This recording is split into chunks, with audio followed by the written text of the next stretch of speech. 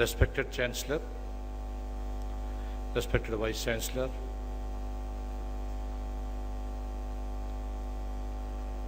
respected T.N.R. Rao Garu, Chairman of Emirates Airways, Ms. Sanjay Kaur, Ms. Utpal Ghosh, and dignitaries on the dais,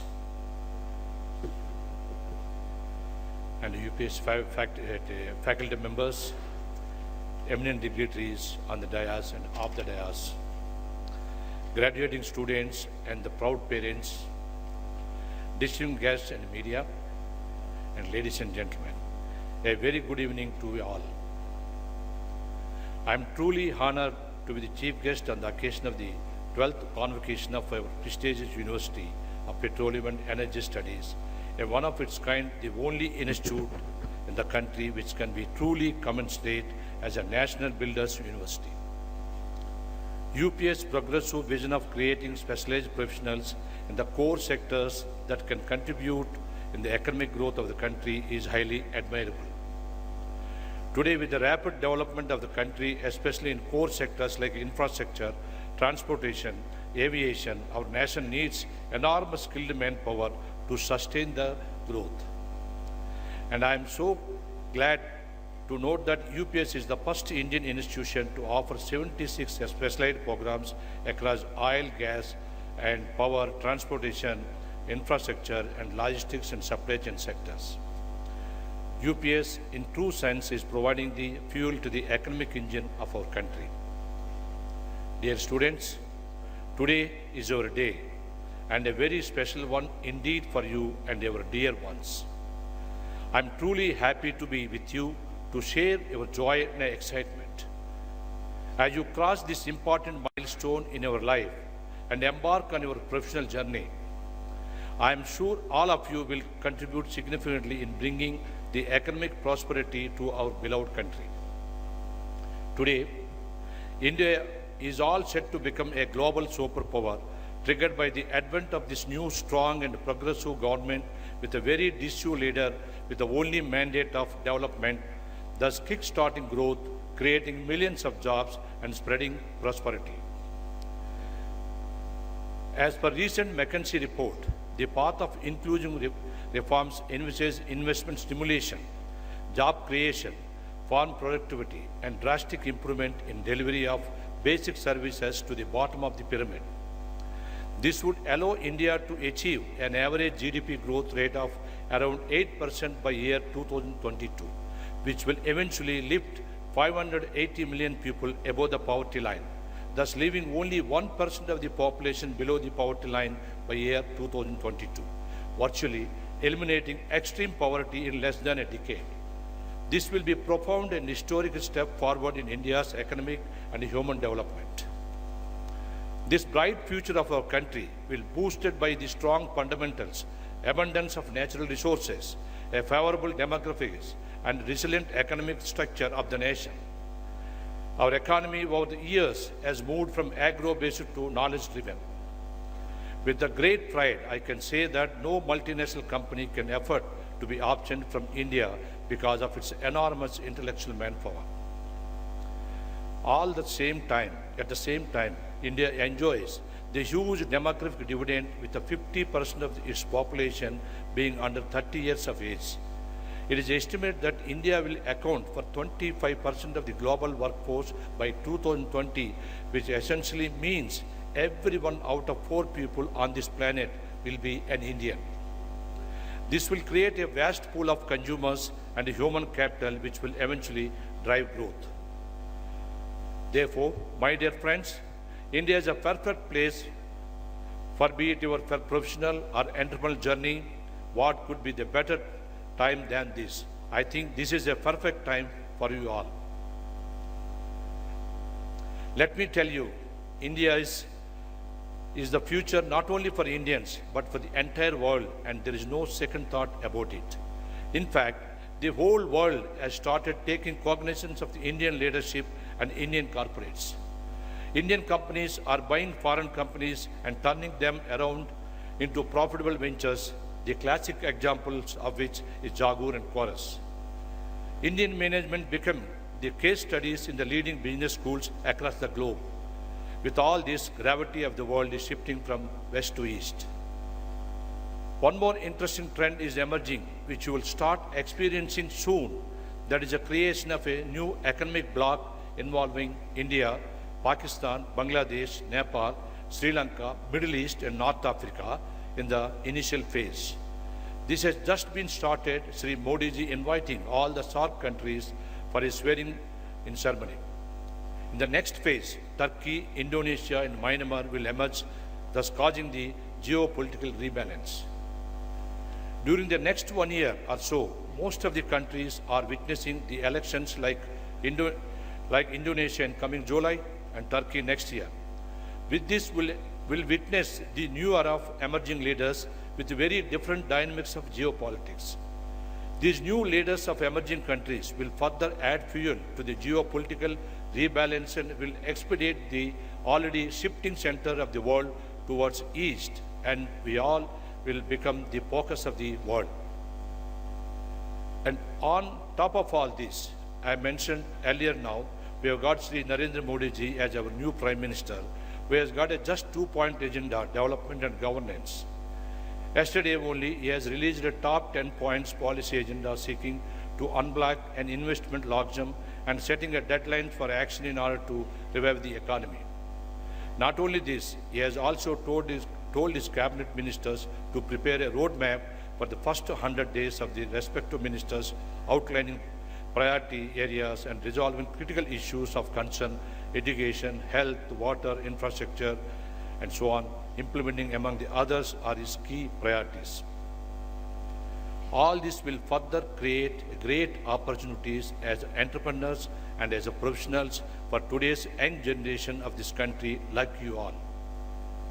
Therefore, my dear friends, all of you have enough reason to be proud of your roots, rise up and dominate this world. However, to dominate this world, what required are self-belief, right attitude, and values which will eventually define the success in our life journey ahead. Swami Vivekananda said, "To me, one who does not believe in himself is an atheist." Unwavering self-beliefs in a person is a must. Ordinary people, when they hold on extraordinary beliefs, become extraordinary people. Rich people are rich because they believe they deserve to be rich. And the poor are poor because they don't believe they can be rich. Our lives are manifestation of our beliefs. Whatever we will believe, abundancy or scarcity will happen in our lives. My dear friends, your beliefs will define your success. It is well proven that all successful people are not always the first rankers or academically brilliant people. Some of the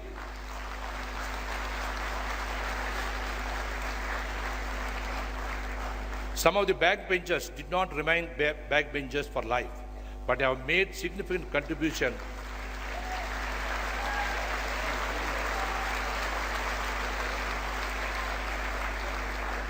I repeat, some of the backbenchers did not remain backbenchers for life, but have made significant contribution to society in all the arenas of life. Whether it is a school dropout, Bill Gates or Steve Jobs, or Dhirubhai Ambani working in the petrol pump, or 10th standard failure Sachin Tendulkar, or tea seller Lionel Messi, Abraham Lincoln who stitched the shoes at his childhood days, or Rajinikanth, a bus conductor. The list is endless.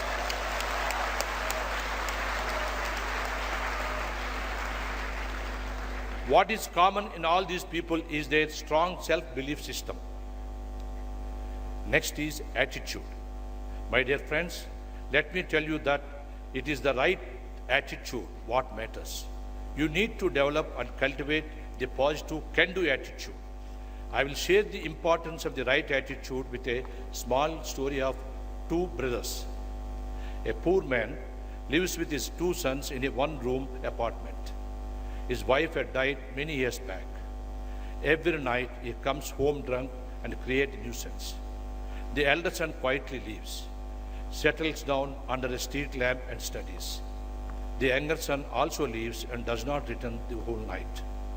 this becomes an everyday routine. With the passage of the time, the two boys grow up. One day, the elder son is given the Best Citizen of the Town award. On the same day, his younger brother is caught stealing and put him in a jail.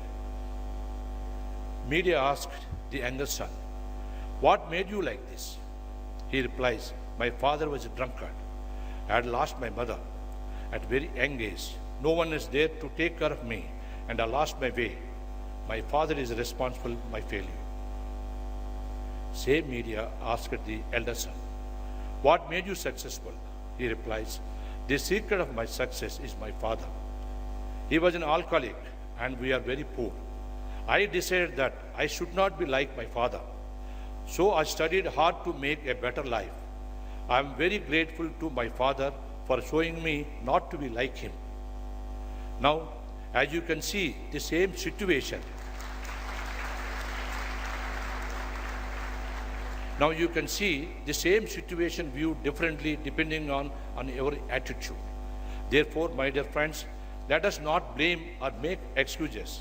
We always have a tendency to blame others for our shortcomings. When we do that, we make someone else responsible for our lives. The moral of the story is we have to take responsibility for our lives.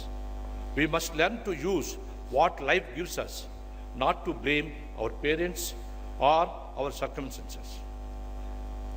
Next is values. The fundamental of all values is humility. As success comes, one develops ego. This ego spoils relationships, reduces listening capacity, stops growth, and eventually leads to the downfall. Hence, humility is the bedrock of all values. Once you develop the nurture humility, it will open you for learning all the time from everyone and everything. It will help in developing excellent relationship, will help in team building, will assist in developing trust and confidence among the stakeholders. Humility will eventually keep you down to the earth close to your roots. With the strong beliefs, right attitude, values, and sound education, I'm sure you will be able to sail through your life journey with a flying colors. However, in order to achieve growth, to move from one stage to another higher stage in your lives, my dear friends, you have to come out of your comfort zone and take risk for your growth. Let me tell you that you don't need a strong base or any background to achieve a success. You can start with a zero base and achieve whatever you want. There are numerous examples of the same. If you see the old successful entrepreneurs like Narayana Murthy Infosys, who relentlessly worked to create the biggest software company of India, or Dhirubhai Ambani, who kept moving from one business to another, leaving his comfort zone all the time. If you see the today's successful entrepreneurs like Panindra Sama of Redbus and Bansal of Flipkart, they were working in the multinational companies with a handsome compensation. However, they come out of their comfort zones, believing strongly in themselves, and create the whole new business models in their respective industries and are today highly successful. If you talk about the professional leaders, there are numerous Indian leaders heading the large multinationals like Satya Nadella of Microsoft, Indra Nooyi of Pepsi, Anshu Jain of Dutch Bank, Ajit Jain of Berkshire Hathaway, like that, and many more. All these leaders have never been in their comfort zones. If you talk about the political leaders, then who could be the better example than Sri Modi ji himself? He was the Gujarat Chief Minister, could have easily stayed there happily. However, he left his comfort zone, prepared a 3-year plan to become the Indian Prime Minister. My dear friends, whatever I'm saying is based on my life experience of last 4 decades. 40 years back, I started with zero base with just 3 lakh rupees in a remote village of Andhra Pradesh with a population of less than 5,000 people. My father is a very small trader in the village. Even for education, I had to fight with my father. You people see me as a very successful entrepreneur. However, my life has been full of adversities which throw up challenges all the time. I strived hard to do my best of overcoming the situation, turning them into opportunities. I could successfully sail through all the adversities because of my strong self-belief, positive attitude and values. I started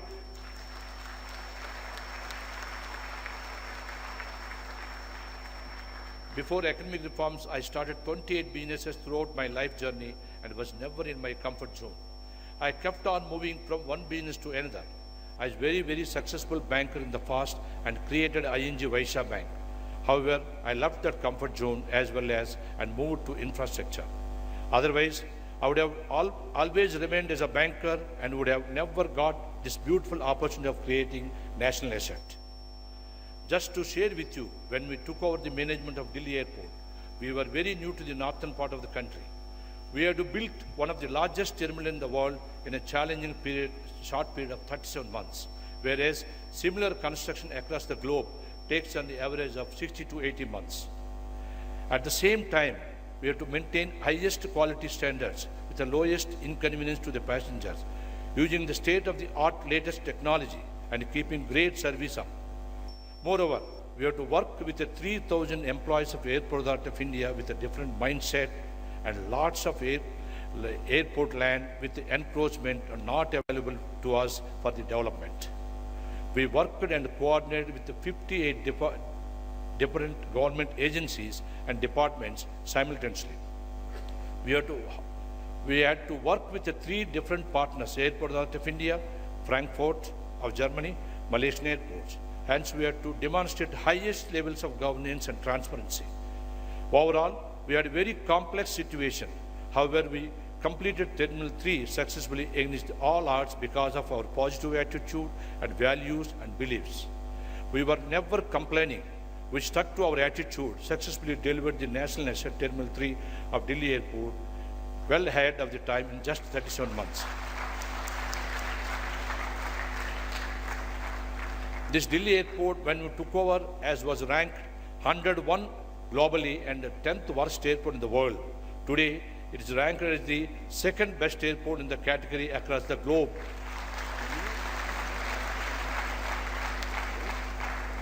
I repeat, today it is ranked as the 2nd best airport in its category across the globe for consecutive last 3 years. This has brought tremendous pride to our beloved country. See, the miracle will happen if we will have self-belief, right attitude and strong values. These attributes only made us achieve the impossible. My dear friends, with so much of geopolitical changes, attention of the world getting shifted to east and the globalization happening at its peak, the world is becoming increasingly interconnected, where the information sharing with any part of the world is happening at lightning fast speed. Today, the world we are living in is becoming increasingly volatile, complex, unpredictable. To add to it, in today's highly complex globalized environment with cutthroat competition and high pressure from all the quarters, anxiety levels are going up rapidly. It is affecting work-life balance very badly. In order to sustain through such a stress and strain of life and have a sustainable growth, work-life balance is must. You read in the newspapers, successful executives dying of heart attack at very young age. You hear about very talented corporate executives suffering from depression. You also hear about fast-raging managers, CEOs addicted to alcohol. We are seeing many people chasing material success but spending all their savings in medical expenses after the age of 40. This is a terrible tragedy in our society today. Success at the cost of health is no success. If you have to lead a sustainable growth, you have to manage yourself first. And to manage yourself physically, emotionally, you need a spirituality and yoga, which is irrespective of any religion. Universities today are doing excellent job in imparting education for learning to earn. But they are not able to teach life's complexities such as work-life balances, how to live happily and do a self-management. Any small unpleasant incident happens in life, they crash. Unfortunately, circumstances are controlling our emotions and behaviors. Spirituality and yoga help in coping with these challenges, provides a perfect harmony of body, mind and soul. It reduces the stress, brings clarity of thoughts and greater focus in whatever you do.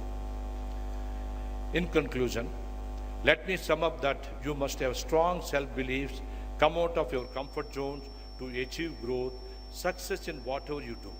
You must nurture core values in life and inculcate positive attitude without ever complaining about the situations.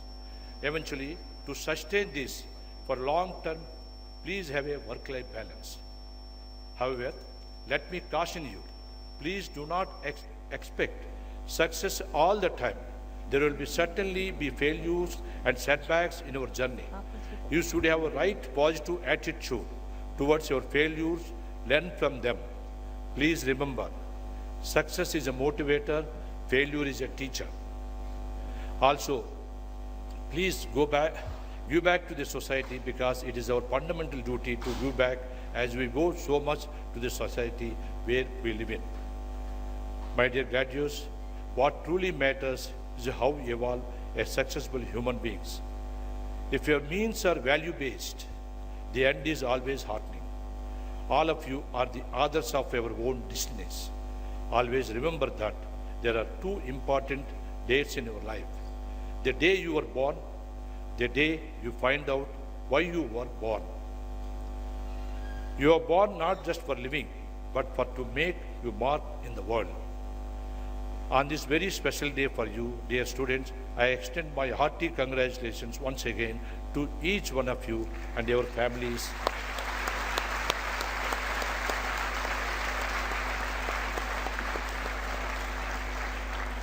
Hearty congratulations once again to each one of you and your families on reaching a glorious milestone in your personal life today. I thank Chancellor, Vice Chancellor and management for inviting me to be part of this great convocation event. I am grateful to you all. Enjoy the evening. Thank you.